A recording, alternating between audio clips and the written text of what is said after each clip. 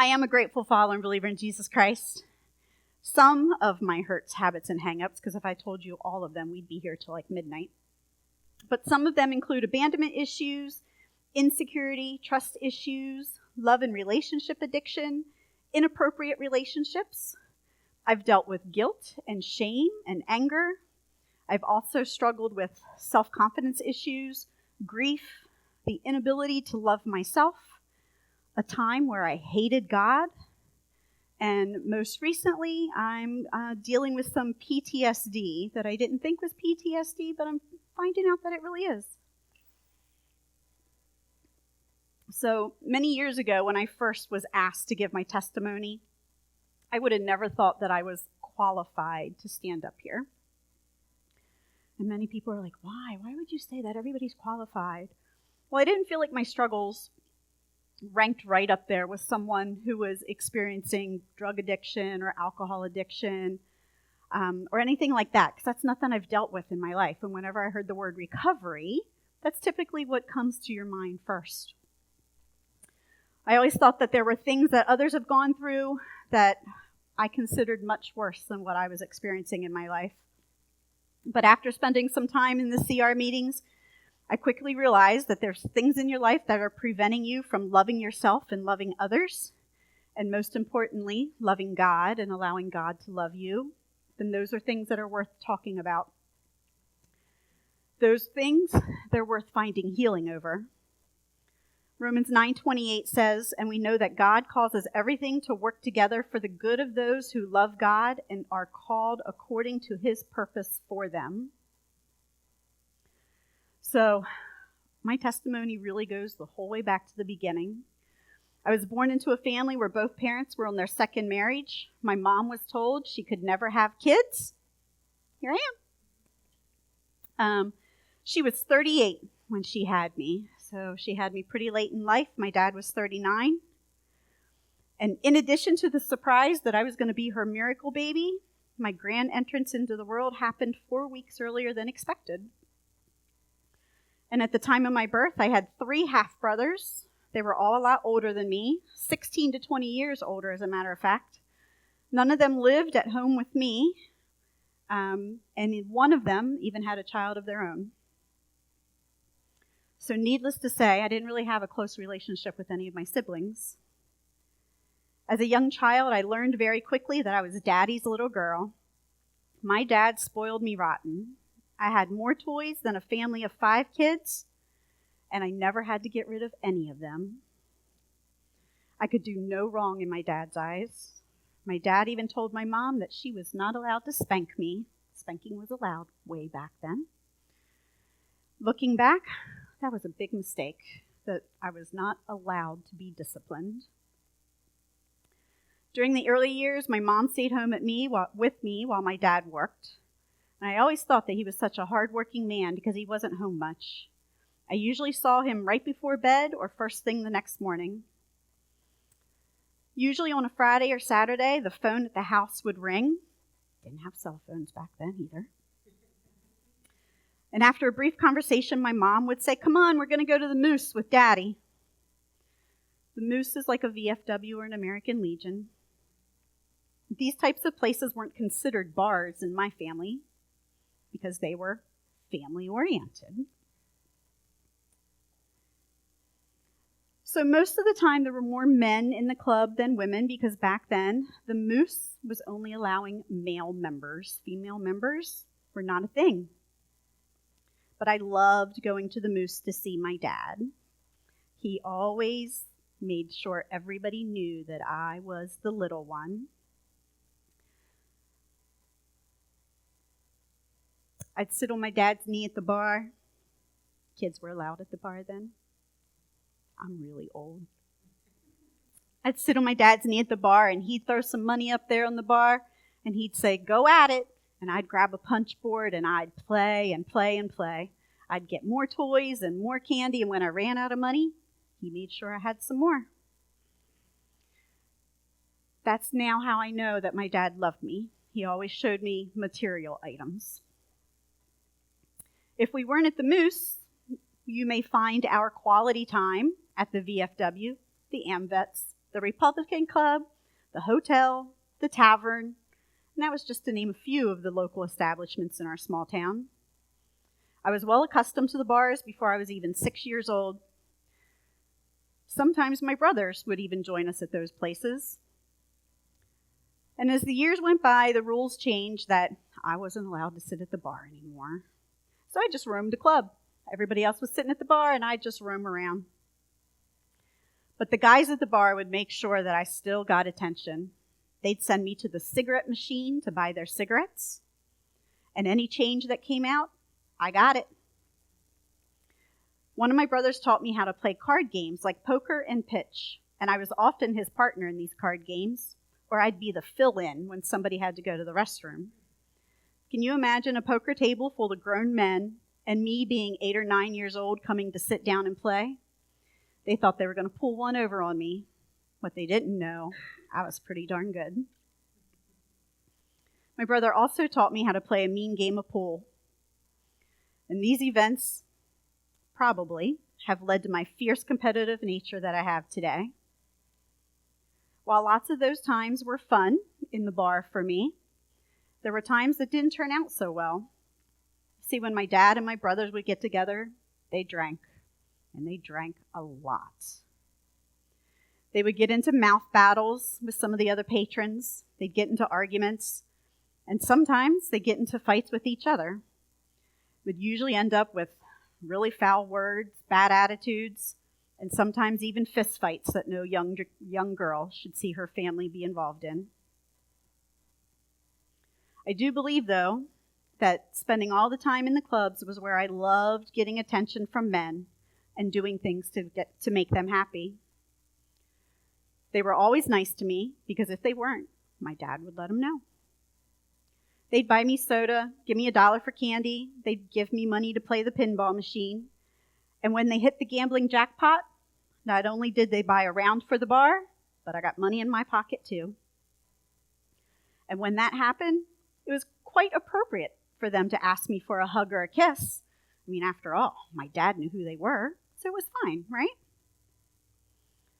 I remember my dad coming home on many occasions, stumbling through the door. He and my mom never spoke much. He would usually end up just laying on the couch and passing out. But on one occasion, I was trying to wake him up to see if he wanted to eat dinner with me. He woke up incredibly angry and pushed me across the room, and I fell into our corner cabinet. At the same time, he was telling me to get away. He didn't want me anymore. He didn't want me around. Imagine that, how that felt to a little girl who loved her daddy so much. I can still to this day vividly replay this in my head. And I think that incident was the first time I realized what a drinking problem really was. We never did much together as a family, but I can remember a handful of times. There were weekend camping trips or traveling to Florida. That was another place my dad loved spending lots of time on his own. But mostly Mom and I spent a lot of time at home alone. She didn't like to travel outside of our small town that we lived in, and we really didn't have extra money to do anything outside the home. If we did do things together as a family, it usually involved doing things with people who I thought were my parents' best friends. I remember spending lots of time with this other couple, both at their house and ours, and at the bar. These were mostly good times. I remember a camping trip to the Poconos where I got to see the famous Evel Knievel jump his motorcycle over a bunch of cars. That was pretty exciting for me. Sometimes we'd go visit my brother's homes, and because my nieces and nephews were all the same age as I was, we ended up just playing together. But no matter what the family did, there was always beer involved. I became an expert at opening those beers and being able to have a couple sips of my own before handing it over to whoever I was retrieving it for. Also keeping my dad busy in my childhood was the motorcycle business he owned. I loved spending time there. One of the best parts about being there was I would go speeding around the motorcycle shop on my little Honda 50, laying it over with my knee barely touching the ground. My dad used to race before I was born, and I'm pretty sure I got those genes in my system. I'd scare the heck out of my mom on purpose. One day while I was in the office pretending to do all of his office work, he called me out into the showroom, and he was standing there with another man. My dad said, "Hey, I want you to meet your brother," insert name. And I remember being very confused. I already knew who my 3 brothers were. Now Dad's telling me that this is my brother. There was no further explanation, just a hug and a "nice to meet you, sis." And back then, there was no Ancestry.com, so I had to take him for his word. So suddenly, I now had 4 big brothers. We didn't attend church as a family. My mom was a devoted Catholic, but due to a divorce early in her life, Catholic Church in those days shunned people. So even though she wouldn't attend church because of her divorce, she wanted to make sure I knew about Jesus. I would go to church occasionally with some family, and my mom's family was prominent in the Catholic Church. So she was able to speak to the Monsignor and get him to enroll me in a special program where I was able to receive my first communion and holy confirmation, and I did that in 2 years. Every other kid, it took them till 8th grade to do that. While this taught me a crash course about Jesus, I certainly didn't have a relationship with him. As the years went by, my dad spent less and less time at home. My brothers were too busy with their own families or doing their own thing, so I don't have many memories of doing anything with them. My mom and dad separated, and this is when I learned that my father and the wife of the best friends had started a relationship together. My dad often showed back up at our house in the middle of the night drunk because he and this woman were fighting. He and my mom would end up having sex on those nights I wish I could forget. And this is how I learned what love was all about. My mom showed me that there wasn't any boundaries. You give the man you loved what he wanted, and he kept coming back, telling you that he loved you. As a teen, there was very, very little involvement in my life with anyone else but my mom or my high school girlfriends. My dad was coming around less and less. Mom took on a job and worked and took care of the house, which Dad graciously allowed us to live in. We lived in a neighborhood where there were several manufacturing plants. I quickly learned that when I took our dog for a walk or rode my bike around the neighborhood, the men at these factories were paying attention to me. They'd provoke me to show a little more with their words and whistles. I even received my first grown-up kiss from one of these men.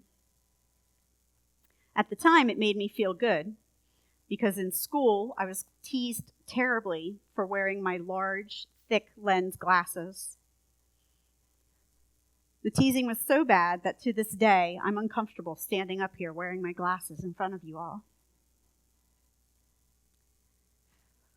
My self-confidence was almost non-existent, but these guys were sure telling me that I looked good. I was finally getting attention from somebody other than my mother. I started taking many more walks and many more bike rides. My mom tried to start disciplining me, but I gave her nothing but grief and attitude. After all, Dad said no.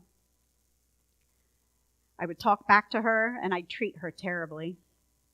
I left her home alone a lot. But I thought that was okay, because that's what Dad did. He always left us home alone. I would often ride my bike across town to visit my grandfather. He was elderly and lived alone. One day, as I was leaving, I bent down to kiss him goodbye, and he started to fondle me. When I told him I needed to leave, he tightly wrapped his arms around me, telling me that everything was okay, that he loved me, and he just wanted to hold me close. Luckily, I was physically stronger than him, and I broke away. I rode straight home faster than I ever had. I never told my mom why I didn't ever want to visit Papaw again. Several years later, I confessed this to a cousin, and I was told, that's just what old people do. Around the same age, I also began babysitting for a family member. I loved babysitting. It was a way for me to get out of the house. My mom would usually come pick me up when it was time to leave.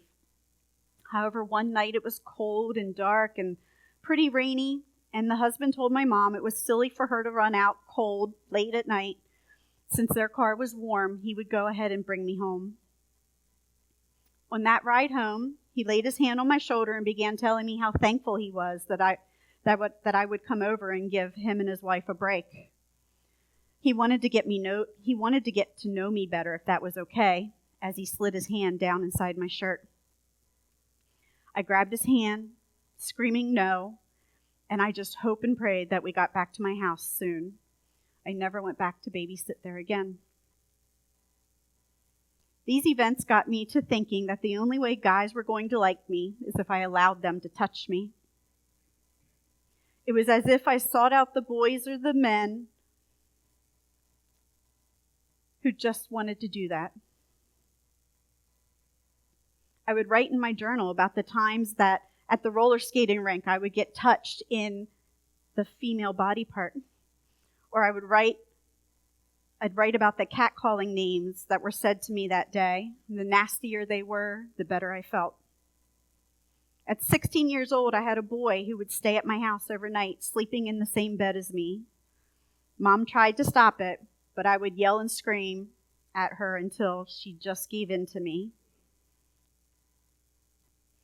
Then, my world was shattered. My mom passed when I was 17 years old. She was only 54. She had cancer, which she hid from all the family as long as she could. I only knew for about 5 months before she died. I still don't think I've ever really grieved over her death. I didn't even cry at her funeral. I was so mean to her in the months before she died.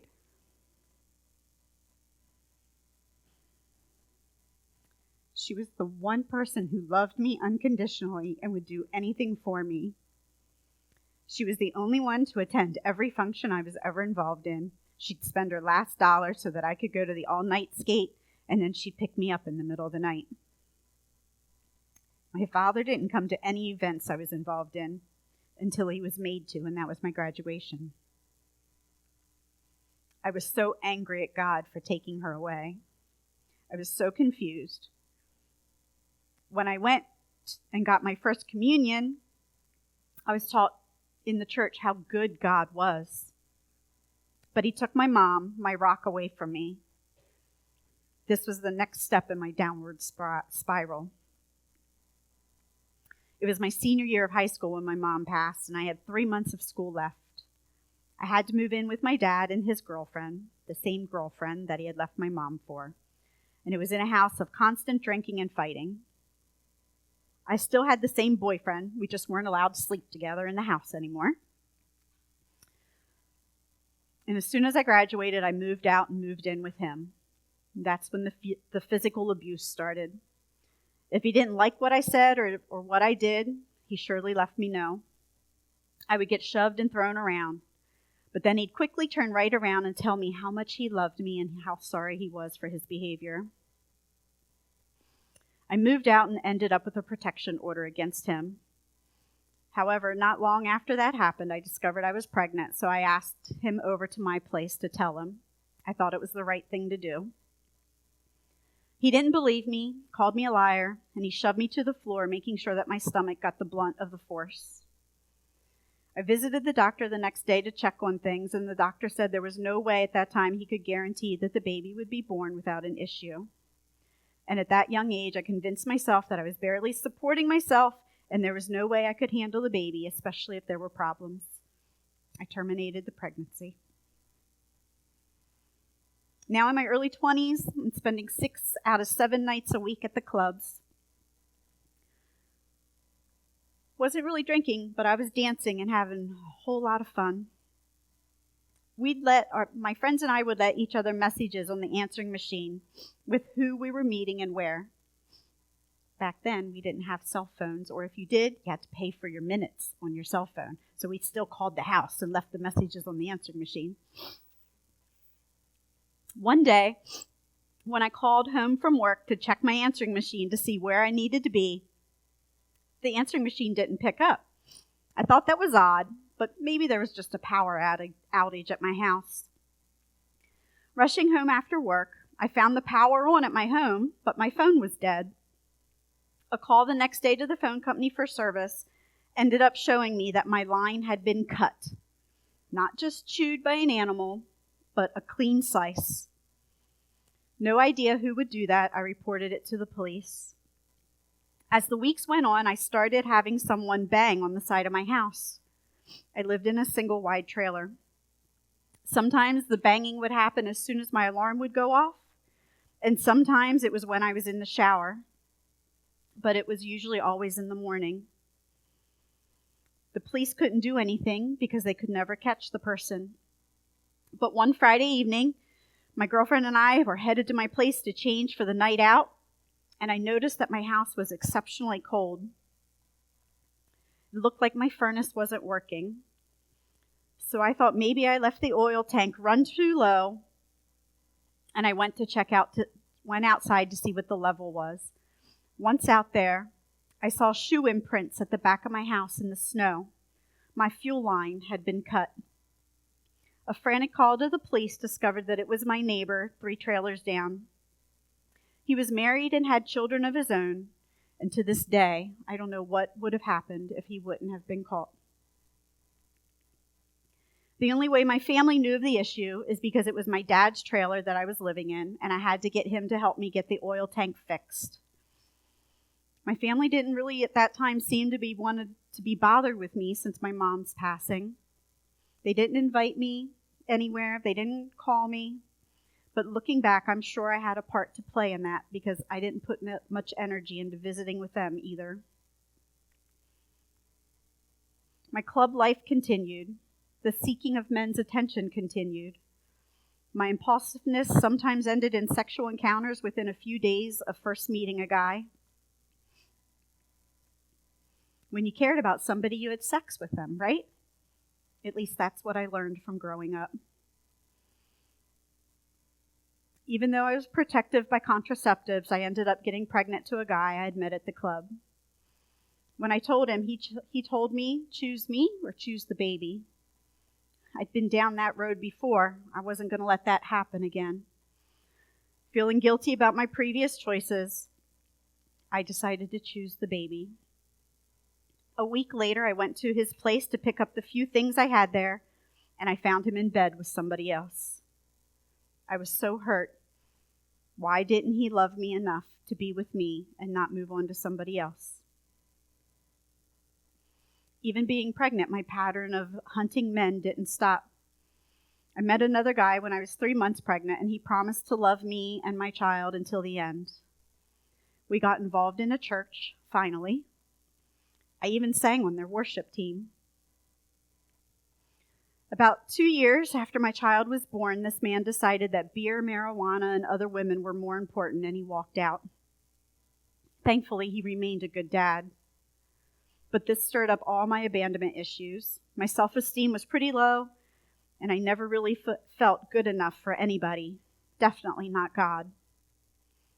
After all, nobody stuck around, so why would God? The only confidence that I had was that the men would pay attention to me as long as I would put out. Other than that, there was no confidence. I pushed away most of my friends. I would not make connections with them for fear that they would walk out of my life over the most trivial thing, and that led me to feeling worthless and alone. So on the weekends, when my child was at visitation with the dad, I took on the perfect part-time job. I was bartending and cocktail waitressing, just where I needed to be because that's where I felt good. My addiction to men was really an ally for me to gain the importance to others, even if it was only for a moment. I needed an outlet for the pain of feeling unlovable, so I sought after sex, thinking that if they had sex with me, I must be good enough. In my mind, sex meant love, and therefore when sex happened, I felt wanted and loved.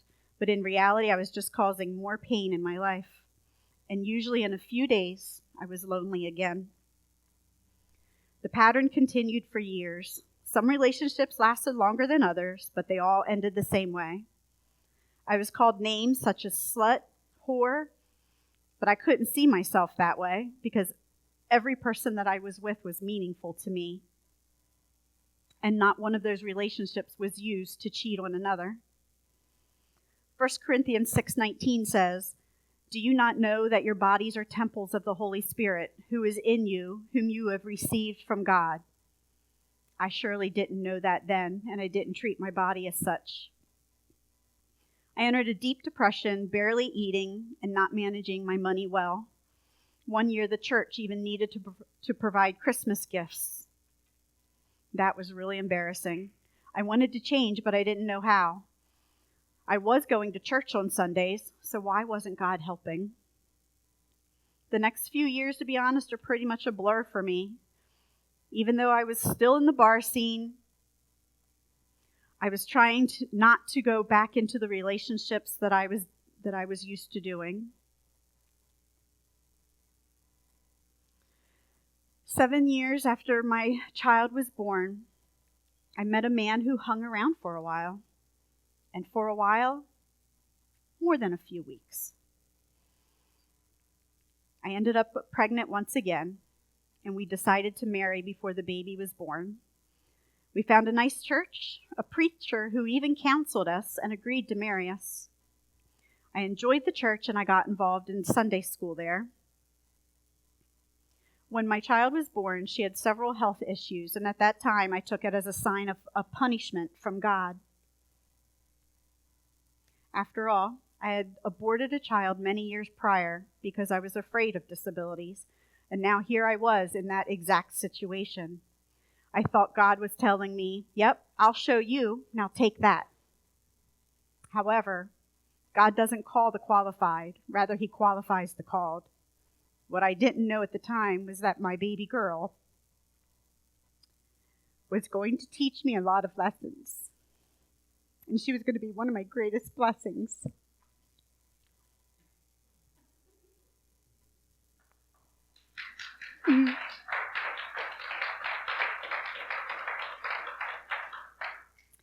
As you can probably guess, that marriage didn't last either. You can laugh. It's okay. I look back and laugh now too. And now I really felt unlovable. 2 failed marriages. The person in my life who loved me unconditionally was taken from me at 17, and I was still alone. I stopped going to church. I'd messed up so much in my life. How could God ever want me? I wish at this time I would have focused on Psalms 34:18 that says, "The Lord is close to the brokenhearted. He rescues those whose spirits are crushed." God was there to rescue me, but I wasn't looking to be rescued. The next few years, I moved around a lot with my kids. Usually it was for a man or to another man's house, but I always made sure my kids knew that I loved them, that I would support them, and I would always be there for them. But in reality, the attention from the men came first. I come to realize that having 2 kids makes it a little bit harder to get attention from men. They don't seem to be too interested in that. But I still seeked it. Over the years, I began to get bitter, angry, mean. I got very sarcastic, and it wasn't always in a fun and loving, joking way. As I was trying to figure out this whole love man thing, I started putting elevated expectations on others. Subconsciously, I wanted people to fail me. It was as if then it would justify my belief that I was unwanted and unloved. Instead of realizing each person is unique and has their own perceptions, I falsely believed that everyone should adapt to what I wanted and expected from them. I was constantly let down because of that theory is impossible. This behavior in turn ruined some very good relationships that I had. I knew something had to change. There was some very hurtful things had been said to me, and about who I was. While it was very painful to hear, it helped me to start to take a deep look inside myself. And while I was looking deep, I started to put on masks so that people wouldn't know the real me. I didn't want to share my life with anyone, not my past life, my current life, or a future life. It was 2008, and I had spent almost 2 years living alone. in an apartment with just me and my daughter. I was pretty proud of myself for that. Christmas Eve, 2008, I went to dinner with a close friend of mine. Kids were at their father's for the holiday, and my friend forgot their Christmas presents. So I said, why don't you come over, go get them, bring them over, and we'll watch a movie. I rushed home, trying to clean up my house, and a knock came to the door. I reached around the half wall that was there with a toaster in one hand that I was putting away, and I reached around and grabbed the doorknob and pulled the door open, just knowing that it was my friend who was showing up. And before I knew it, somebody was on top of me on the ground holding a gun to my head. I don't know what he wanted or what he was there for, but all I knew is that I had to keep screaming. I screamed and screamed and screamed, and the more he told me to shut up, the louder I screamed. Finally, he told me that if I was quiet, he would leave. I knew my friend would be there soon, so I kept screaming. He told me one more time to shut up, and he would leave. So I believed him, I stopped screaming, and he ran out the door. It took me a long time to be able to go anywhere at nighttime after that. But October of 2009, a woman that I worked with was attending this church, and she asked me to join her one Sunday morning. It'd been a long time since I had entered a church. I didn't feel worthy to be there. When I entered the doors, the people were very welcoming, and they talked to me from the moment I got there. Before each service, the overhead screens would show announcements of the church events, and one of those was for Celebrate Recovery. And the first time I saw it, I thought, oh, how nice. They have an AA program here at church. There was so much alcohol infused in my life growing up. That's what I thought when it came to recovery. I'm glad they're helping those people. It's not something I needed. Well, that announcement for CR kept jumping off the screen week after week, as if it was the only thing that I was supposed to see. And as much as I tried not to look at it, it was right there in front of my face. So one Friday night, I was across the street at the mall doing some retail therapy, and when I was leaving, I looked up and saw the church in lights, and I remembered that it was Celebrate Recovery Night. Drove up, sat in the parking lot, waited till I didn't see anyone in the lobby anymore, and I snuck through the door and sat in the back. I have no idea what they talked about that night because I was too busy being nosy at all the people that were there. Some were dressed really nice, some not so nice. But I wondered, were any of them there just for alcohol? Were they there for drugs? That's what they would talk about here, right? But I didn't know because I wasn't paying attention. But as soon as it was over, I jumped up, ran out the door, and didn't talk to anybody. A few weeks later, I found myself sitting in the parking lot again. Not really sure why I drove there,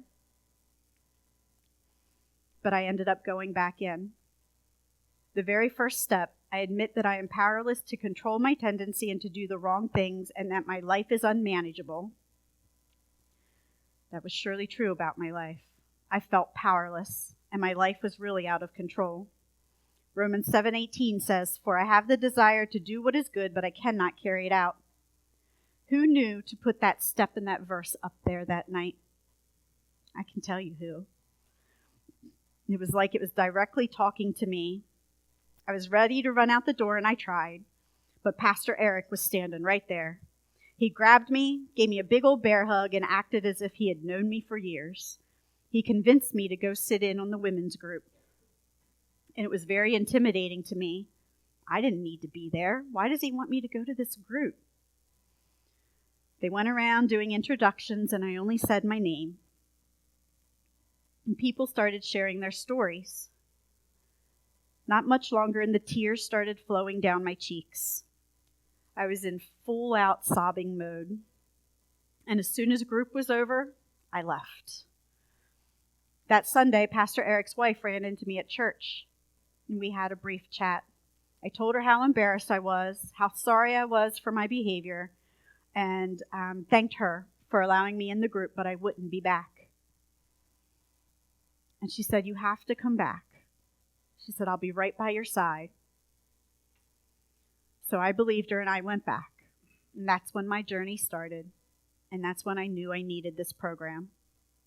My next few visits to Celebrate Recovery were all the same. I sat and I sobbed. Never shared. I just cried. I was starting to realize that recovery wasn't just for addicts. It was for any hurt habit or hang-up that anybody experiences in their life. The feelings of abandonment in my childhood, the episodes of being touched as a child, the loneliness, the codependency, not knowing where my worth comes from. All along, the thing that I thought was missing in my life was the attention of a man. And that was true, but it wasn't any man on earth. It was the man, Jesus Christ.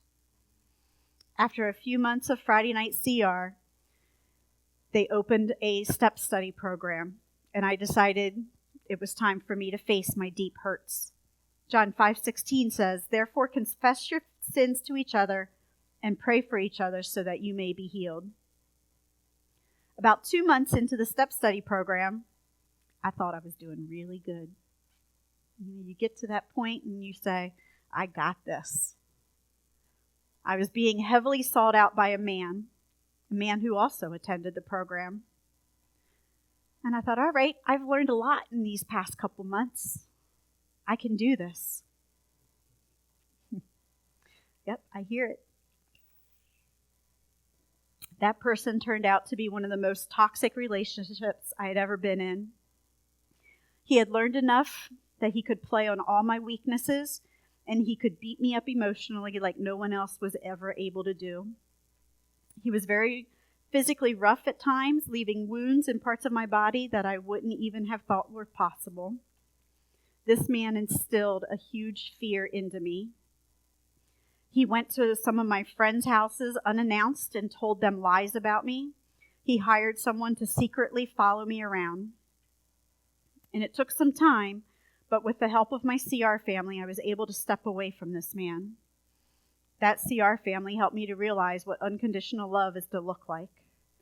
I learned how God loves me and how he expects others to love me as well. And I've learned how my actions and behaviors affect my life in a positive way and in negative ways. I also learned how they affect those that are around me.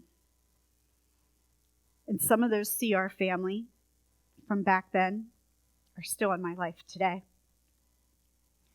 During my 12-step program, I was able to unpack some of the root causes of the problems I faced. I got baptized again in 2014 when I was about halfway through the program. And I was feeling pretty good, but I was being convicted of something I hadn't yet shared. After digging way down in my recovery, I discovered that I had a problem with lying. I lied to people to make my life look better than what it was. I lied as a child and a teen because I didn't want my friends to know about the alcoholism in the family. I lied to people about being too busy to do things just because I was afraid they'd want to be my friend and they were going to leave me again. God commands us in Colossians 3:9, "Do not lie to one another, seeing that you have put off the old self with its practices." You see, to project a lie or exaggeration of ourselves to others is to declare that we value the opinion of man over the opinion of God. Every time we work to create a better image of ourselves, we step outside of God's grace and we work for the love of man. As I continued to work on myself, I was able to start loving myself again. I became closer to God more than I had ever been. I was able to forgive those who needed forgiving. I was able to make amends with several people and to finally find peace. I now know that Jesus has the power to help me uncover all of my issues. No matter how much God wants to heal us, we need to allow him to heal us. And then every once in a while, God decides to tell you that there's something else that you need to work on. You see, I hadn't really made amends with my dad. Over the years, I would visit him a little more frequently, but there would be many months, sometimes years, between each of those visits. Then one day in February of 2021, I got a message from my oldest brother saying my dad had been placed in the hospital. And within a week, he was moved to a home. For the next 1.5 years, I spent almost every day by his side, even though it was an hour round trip from my home. I became closer and closer to him and also to his sister, my aunt. As a child, I loved going to her house, but I left her behind as well when I stepped away from the family. My dad passed in October of 2022 on my birthday, and then 5 days later, one of my brothers passed as well. It's hard to understand why life happens the way it does. But since February of 2021, I've discovered that there are many family secrets that I never knew throughout my life. I was informed of even more siblings and things that happened in my siblings' lives when they were young. And I think if some of those secrets were told, it would have helped me better understand why things happened the way they did in my family. But I'm very thankful that during that time that I had a better understanding and relationship with God to help me through that terrible time. I like that here at CR I'm not judged for any of the behaviors that I've had. I've gained so much freedom from talking about my hurts, habits, and hang-ups that they're no longer a weight on my shoulders. Once we become vulnerable and honest with where we are, that's when the true healing begins. Seeing how everything was connected was a big part for me. And it allowed me to evaluate everything and know that the hole that I was trying to fill ultimately needs filled by Jesus. My old life belongs to a completely different person. Codependency and love and relationship addiction no longer run my life. I'm no longer that mean-spirited individual. As I was working through the steps and principles, I was told by many people, including my employer, of the positive changes they could see in me. CR reminds me that grace is offered by Jesus is not a one-time transaction. It's a daily transaction. And by working through the program, I was led to serve Christ. I began leading the women's group on Friday nights at my old CR. And once finished with my own step study program, I was blessed by being able to provide the same program to other women. CR has given me a team of people who are now my accountability partners and who I know are here for me for any encouragement or motivation I need. I want to leave you with a few thoughts. Many people are fearful to look back over their past and working on their struggles. I'm currently reading a book about facing your fears, and something that I learned while reading was that we give the enemy opportunity to trip us up again and again when we refuse to deal with our fears and our insecurities. We miss out on the redemptive life when we shove our fears deep inside and we put on the fake smile. And throughout my life, I did just that. I tried to cover up all my imperfections with my fake smile.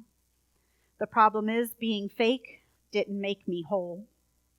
In order to be free and live a full life, I had to give God access to those places that I was working so hard to cover up. Our enemy sees potential in us before we ever see it in ourselves. Think about it. Do you know why a thief robs a home? Because there's good stuff in there that he wants, right? John 10:10 tells us that the devil is a thief because he comes to steal, kill, and destroy. He is after all the good stuff within us.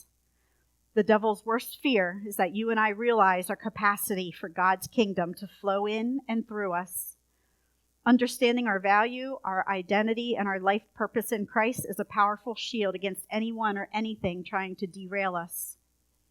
And when we have a clear sense of who we are, what we stand for, and why we exist, we become less susceptible to the external pressures and the manipulations. God will meet you wherever you are when you're ready. But you have to be ready to make that change. And you have to ask him to come into your life and help you. I'm a new person now because of who Jesus is. Christ can heal your life, and he will encourage you every step that you make. And we'll do the same here for you at CR. You just need to keep taking those steps. Baby steps as they may, but keep taking them forward. I'm sure glad that I did. I'm so very thankful with the help of this program, Sam and Holly, and all the others along the way, that I'm no longer the person that I was, but now I'm a warrior in God's kingdom. Thank you so much for letting me share.